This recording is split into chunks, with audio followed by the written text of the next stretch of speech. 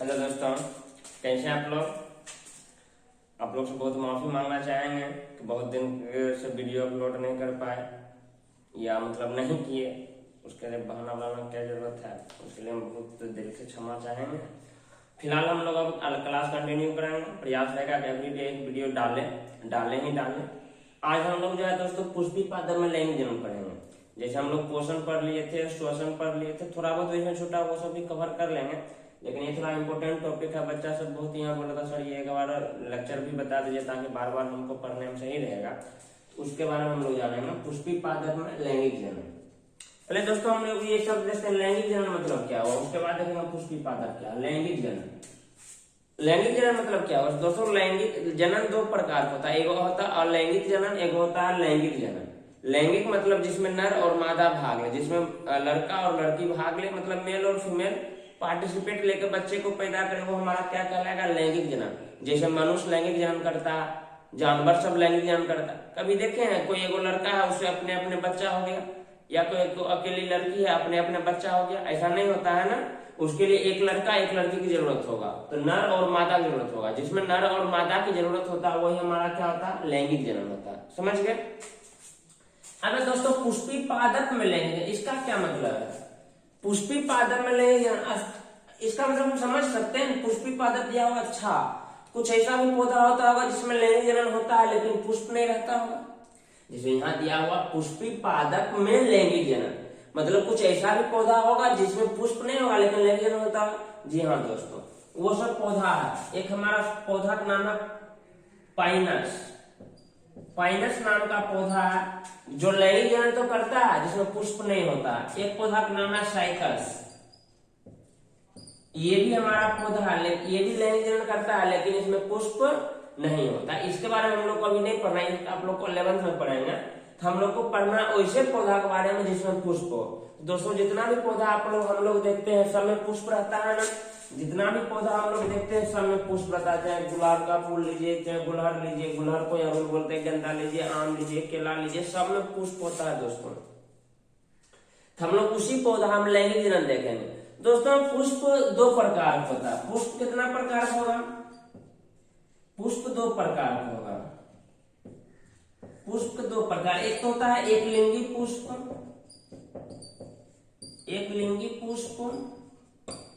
एक होता है दोस्तों उभयलिंगी पुष्प। एक होता है एक लिंगी पुष्प, एक होता है उभयलिंगी पुष्प। अब इसका क्या मतलब हुआ गुरुजी। एक लिंगी पुष्प मतलब जिसमें एक के लिंग हो, अर्थात या तो नर हो या तो मादा हो, या तो मेल पुष्प हो या तो फीमेल पुष्प हो। उभयलिंगी मतलब जिसमें नर भी हो मादा भी हो। जैसे अगर एक लिंगी की बात करेंगे तो हमारा पपीता आ जाता है, तरबूज आ जाता है, ये सब हमारा एक लिंगी पुष्प है। उभयलिंगी की बात करेंगे तो गुड़हल, ठीक ना। उसके बाद बात करेंगे तो हम लोग का ये हो जाता है सरसों, सूरजमुखी, ये सब हमारा उभयलिंगी पुष्प है। उभयलिंगी मतलब मेल पार्ट भी उसी पुष्प में होगा, फीमेल पार्ट भी उसी पुष्प में होगा। एक लिंगी मतलब मेल अलग होगा, फीमेल अलग होगा। पपीता को हम देखते होइएगा, एक मतलब हम लोग मर्दनमा पौधा कहता है जिसमें फल नहीं होता, एक होता है मतलब फीमेल पौधा, जनाना पौधा, तो उसमें ही फल होता है पपीता में। तरबूज में भी वही होता। सरसों हमारा द्विलिंगिया, गुड़हल हमारा द्विलिंगिया। गुड़हल को अड़हुल भी कहते हैं, चाइनीज रोज भी कहते हैं, हिबिस्कस भी कहते हैं। समझ गए दोस्तों। तो मतलब हमको लैंगिक जनन देना है कौन पौधा में, जिसमें पुष्प हो, मतलब अर्थात इसी में। अब जाहिर सी बात है दोस्तों, पुष्प में ही जनन होता है। पेड़ पौधा सबसे जनन करने योग्य मेन भाग हमारा दोस्तों पुष्प ही होता है। अगर आपको क्वेश्चन पूछेगा तो पौधे में कौन सा भाग जनन करता है, पुष्प करता है, तो जनन करने के लिए आवश्यक कौन सा भाग हो जाएगा दोस्तों, पुष्प हो जाएगा। अब जाहिर सी बात है पुष्प ही जनन करता है, हमको पुष्प के बारे में अच्छा जानकारी होना चाहिए ना। पुष्प का कौन पार्ट क्या है नहीं है, वो सब जानकारी हम लोग को होना चाहिए दोस्तों। तब जाकर हम लोग जो है समझ पाएंगे आखिर जनन कैसे होता है। दोस्तों हम लोग पुष्प के बारे में जानेंगे। अगर पुष्प की रचना देखें दोस्तों, पुष्प की रचना देखें तो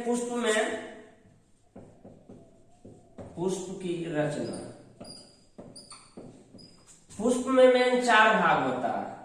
एक होता है, पहला होता है बाह्य दल पुंज, दूसरा होता है दलपुंज, जिसको पंखुड़ी भी कहते हैं। तीसरा होता है पुमंग, इसी को हम लोग पुरुष भाग भी कहते हैं।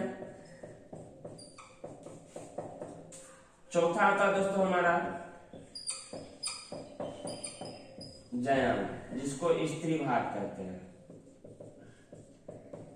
स्त्री भाग कहते हैं। ये मात्र 4 भाग होता है पुष्प का, बाह्य दलपुंज, दलपुंज, पुमंग, जयम। दोस्तों अब कहेंगे सर ये सब तो नाम जानते हैं लेकिन पहचानते नहीं, उसके लिए व्यवस्था नहीं, व्यवस्था केवल पुष्प लाए हुए आपको अच्छा समझ में आएगा। बाह्य दलपुंज क्या आता, दलपुंज क्या आता, पुमंग क्या आता, जयम क्या हुआ था। दोस्तों ये हमारा बाह्य दलपुंज और दलपुंज है ना, ये हमारा पुष्प का सहायक भाग है। ये पुष्प का सहायक भाग है। बाह्य दलपुंज और दलपुंज पुष्प का क्या है, सहायक भाग है, सहायक भाग है। ये पुमंग और जयम जो है ना, ये आवश्यक भाग है, ये आवश्यक भाग है। मतलब यही दोनों जनन करता, पुमंग हो गया उसका पुरुष भाग, जयम हो गया स्त्री भाग। ये दोनों सहायक भाग है, पुष्प को सहायता प्रदान करता है, पुष्प की सुरक्षा प्रदान करता है। अब हम दोस्तों एक एक करके जानेंगे। बाह्य दलपुंज जो पुष्प के बाहरी की ओर रहता है, जैसे हम एक पुष्प लाए, ये पुष्प पहचाने किस चीज का, ये गुलहर का, हिबिस्कस। ये बाह्य दलपुंज है दोस्तों। बाह्य दलपुंज मतलब बाह्य मतलब बाहर की भाग। ये इधर देखिए, ये वाला जो है, ये हरा कलर का जो आपको दिख रहा है, ये वाला, ये इसका बाह्य दलपुंज है। हरा वाला दिखता है, आप लोग भी जाके पौधा देखिएगा, फूल तोड़िएगा, उसमें रहेगा ये हरा वाला भाग जो रहता है, यही बाह्य दलपुंज है। अब इसका काम क्या है दोस्तों, ये हमारा पुष्प को सुरक्षा प्रदान करता। अब एक आप इस पुष्प में देखिए, यही हमारा बाह्य दलपुंज है। इस पुष्प को क्या किया है, इसी पुष्प को टाइट करके रखा रहता है, ये पुष्प इसमें विकसित हो रहा। समझ गए दोस्तों। एक और देखिए, ये इसी का बच्चा लाए, मतलब छोटा, ये खिल नहीं रहा था। ये देखिए पूरा इसके अंदर पुष्प पैक है ना, पुष्प इसके अंदर पैक है, मतलब ये पुष्प को सुरक्षा प्रदान करता है। पुष्प के खाना पानी प्रकाश संश्लेषण यही करता है। ये हरा भाग है ना, ये प्रकाश संश्लेषण करेगा, पुष्प को भोजन यही देता है। समझ गए। तो बाह्य दलपुंज का भी इंपोर्टेंस है, ये हमारा पुष्प को सुरक्षा प्रदान करता है, पुष्प को भोजन देता है जब पुष्प छोटा रहता है। अब दोस्तों हमारा दलपुंज है, दलपुंज पंखुड़ी, पंखुड़ी इसी को कहते हैं ना, ये हमारा पंखुड़ी है। पंखुड़ी देखिए एकदम रंग बिरंगा कलर का होगा। जयांग और इस पुमंग और बाह्य दलपुंज ये सब में कोई कलर नहीं होता, लेकिन दलपुंज ये पंखुड़ी होता है, बहुत रंग बिरंगा होता है। इसमें देखिए रेड कलर भी है, पिंक कलर भी है। ये हमारा दलपुंज हो गया। समझ रहे हैं, ये हमारा जो बाहरी भाग है, ये दलपुंज हो गया, पंखुड़ी।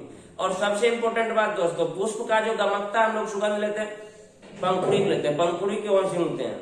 समझ गए। अब पुष्प में रंग बिरंगा कलर जो है ना, भंवरा को आकर्षित करता है। भंवरा हो गया, मधुमक्खी हो गया, कीट पतंग, इसको आकर्षित करता है, भैया मेरे पास आओ। इसके पास आता है तभी जाकर सीजन होता है। समझ गए ना।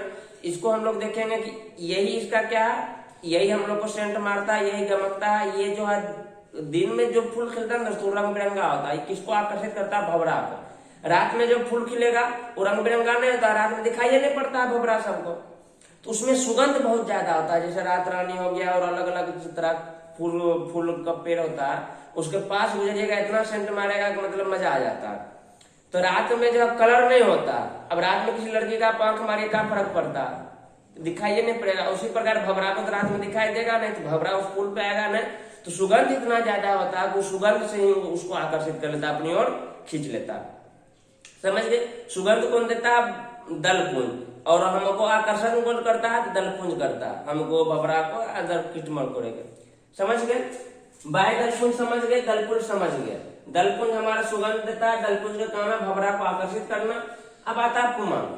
पुमंग हो गया इसका पुरुष भाग। इसको हम लोग थोड़ा अच्छे से जानेंगे, इसको थोड़ा डिटेल से जानेंगे का ये हमारा जनन भाग है। तब हेडिंग देंगे हम लोग पुमंग।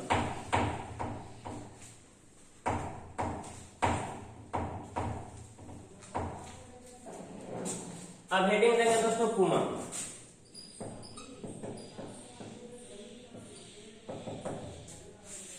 पुमंग दोस्तों 3 भाग से मिलकर बना होता है। पुमंग का पहला भाग होता है तंतु, फिलामेंट जिसको कहते हैं। दूसरा भाग होता है परागकोश,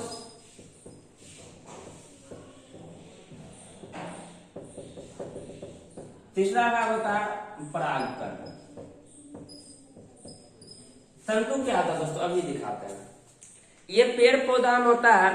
हाँ, उससे पहले और जान लेते हैं, पुष्प जिससे जुड़ा रहता है ना, कहने से एक छोटा चीज भूल गए, देख लेंगे। पुष्प ये जो ये टहनी आपको डंडल टाइप दिख रहा है ना, इसी से हमारा टहनी में जुड़ा हुआ रहता है ना, तो इसी का नाम हमारा पुष्प जुड़ा हुआ रहता है। इसी तोड़ के किसी को हम लोग गिफ्ट देते हैं, रोज इसी को पकड़े, जिसको पकड़ के हम लोग गिफ्ट देते हैं उसको हम लोग क्या कहते हैं, वृंत कहते हैं। उसको क्या कहते हैं दोस्तों, वृंत कहते हैं। ये जो हमारा डंटल जो है ये क्या कहलाता है, वृंत कहलाता है। वृंत का जो आधारिया भाग है जिसपे फूल बैठा, इसको बोलते हैं दोस्तों पुष्पासन। इसको क्या बोलते हैं, पुष्पासन। आसन मतलब क्या होता है, बैठना। आसन मतलब क्या, पुष्प का आसन मतलब पुष्प का बैठना, फूलों के द्वारा बैठना, समझ गए। ये हमारा क्या पुष्पासन है, जिसपे हमारा फूल बैठा हुआ, ठीक है ना। अब हम लोग देखते हैं तंतु, परागकोश, परागकण। तंतु दोस्तों हमारा एक धागा टाइप संरचना होता है जो हमारा पुष्पासन से ही जुड़ा हुआ रहता है। वो हमारा पुरुष का मतलब तंतु कहलाता है। पुरुष का जो भाग होता है उसको तंतु कहते हैं। जैसे इसमें देखिए, ये आपको दिख रहा होगा पीला कलर, पीला पीला कलर का आपको दिख रहा होगा। पीला कलर अगर गौर से देखिएगा तो पीला कलर किसी चीज से जुड़ा हुआ है। एगो अगर हम आपको निकाल के दिखाएं, निकल जाओ निकल जाओ, ये पूरा टूटिए गया। ये हमारा धागा रूपी संरचना से जुड़ा हुआ, और ये संरचना हालांकि डंटल द्वारा किसके द्वारा अंदर गया, पुष्पासन के पास गया। तो वही जो रचना है पीला जिससे जुड़ा हुआ उसको हम लोग कहते हैं तंतु। उसको क्या कहते हैं, तंतु। परागकोश, तंतु से हमारा क्या होता है, परागकोश जुड़ा था। आपको ये पीला कलर का रचना जो दिख रहा है, यही पीला कलर का जो रचना है इसी को हम लोग बोलते हैं परागकोश। पीला कलर की रचना है जो परागकोश कहते हैं। तंतु से परागकोश जुड़ा रहता है, तंतु पुष्पासन से जुड़ा रहता है। अब परागकण क्या होता है, परागकोश में बहुत सारा पीला पीला कलर का पाउडर है। हाथ में छू रहे हैं तो हमको लग जा रहा है, पता उतना नहीं देगा, हाथ में आपको छुएगा तो लग जाएगा। वही हमारा परागकण होता है, तंतु से जुड़ा हुआ रहता है। परागकोश तंतु शीर्ष भाग में क्या रहता है, परागकोश। परागकोश में क्या रहता है, परागकण। परागकण ही नर युग्मक कहलाता है। मतलब फूल का नर युग्मक कौन कहलाता है, परागकण कहलाता है। नर युग्मक, नर युग्मक कौन कहलाता है, परागकण कहलाता है। किसका, पुष्प का नर युग्मक कौन कहलाता है, परागकण कहलाता है। समझ गए दोस्तों, तंतु समझ गए, परागकोश समझ गए, परागकण समझ गए। उसके बाद हम लोग देखेंगे यही पुरुष का भाग है। ये सब मिलकर हमारा इसको पुमंग कहते हैं या पुंकेसर भी कहते हैं, ठीक है। अब हम लोग आते हैं जयांग पे। अब हम लोग आते हैं पुष्प का मादा भाग जिसको जयांग कहते हैं। आप लोग से पूछेगा पुष्प का नर युग्मक क्या होता है, परागकण होता है। पुष्प का नर युग्मक क्या होता है, परागकण होता है। अब हम लोग आएंगे जयांग पे।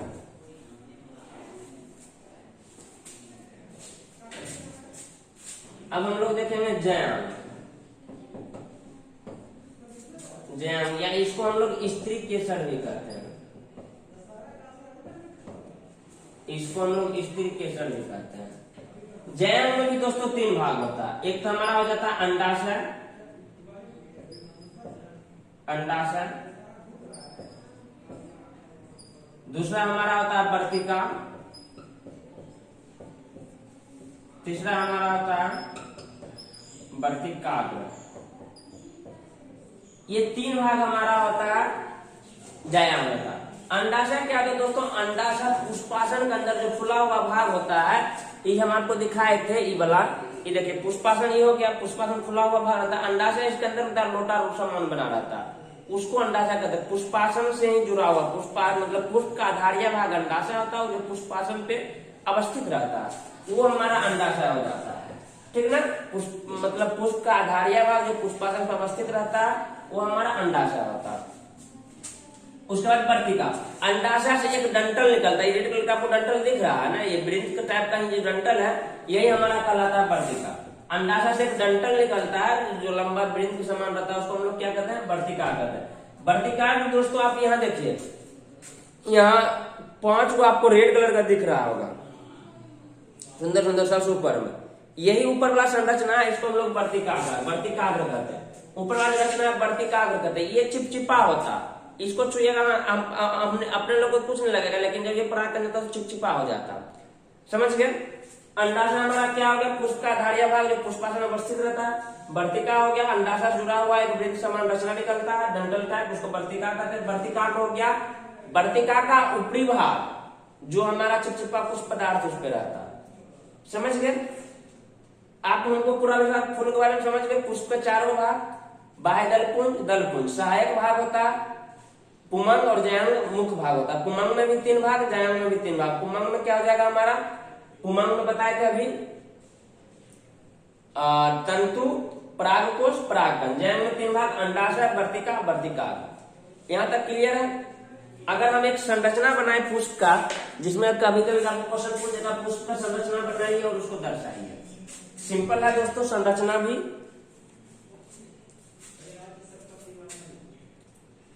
एक मस्त ये वृंत हम लोग बना देंगे। ये वृंत हो गया, स्पिलोटा रूपी, यही हमारा पुष्पासन में हो जाएगा, स्पिलोटा रूपी। एक अंडाशय बना देंगे,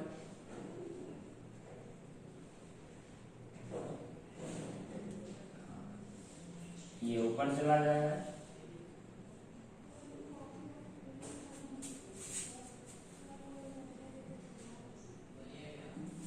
ये अंडाशय हो गया। यहाँ पर हमारा दोस्तों क्या रहता है, बाह्यदलपुंज। थोड़ा हमको पत्ता बनाना नहीं आता दोस्तों, पत्ता आप लोग सुंदर बना लीजिएगा, पत्ते रहता है। ये हमारा बाह्यदलपुंज हो गया। अब इससे जुड़ा हुआ हमारा क्या रहता है दोस्तों, थोड़ा दलपुंज भी बना लेते हैं। इससे जुड़ा हुआ दलपुंज रहेगा।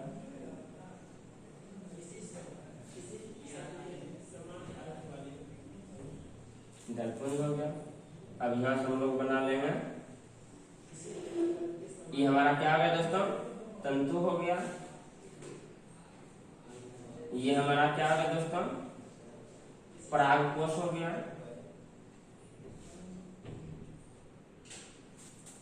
एक इधर भी बना लेंगे।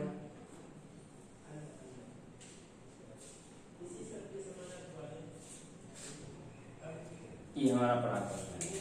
अब देखेंगे दोस्तों, नाम देखेंगे। ये तो हमारा क्या हो जाएगा, वृंत। ये हमारा हो जाएगा बाह्यदलपुंज, बाह्यदलपुंज।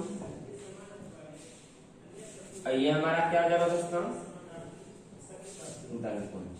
ठीक, अगर ये देखेंगे, ये हमारा क्या हो जाएगा, अंडाशय। ये अंडाशय हो गया। ये हम देखेंगे तो ये हमारा क्या हो जाएगा, वर्तिका। ये हम देखेंगे इसका ऊपरी भाग क्या कहलाएगा, वर्तिका। ये तीनों मिलकर हमारा क्या बनाता है, जयांग। ये तीनों मिलकर जयांग बनाता है, इस तरीके से बनाता है। अब इसका देखेंगे दोस्तों, ये हमारा हो गया परागकोश, ये हमारा हो गया तंतु। ये दोनों मिलकर बनाता है हमारा पुंकेसर, पुंकेसर। ठीक है ना, ये हमारा क्या हो गया, पुंकेसर हो गया। परागकोश में परागकण होता है। ये हमारा फूल पुष्प आ गया, बना सकते हैं एकदम मस्त से बना देंगे, कोई दिक्कत नहीं। ठीक है, आप लोग एक बार स्क्रीनशॉट ले लीजिए, फिर हम लोग आगे देखते हैं। ठीक है दोस्तों, आज हम लोग यहीं मतलब यहीं तक रखते हैं। फिर नेक्स्ट लेक्चर में हम लोग कर लेंगे हमारा निषेचन क्या होता है और परागण क्या होता है। ठीक है दोस्तों, वीडियो ज्यादा लंबा हो जाएगा तो फिर दिक्कत हो जाएगा। ठीक है, इसको नोट कर लीजिए। तब तक के लिए जय हिंद दोस्तों।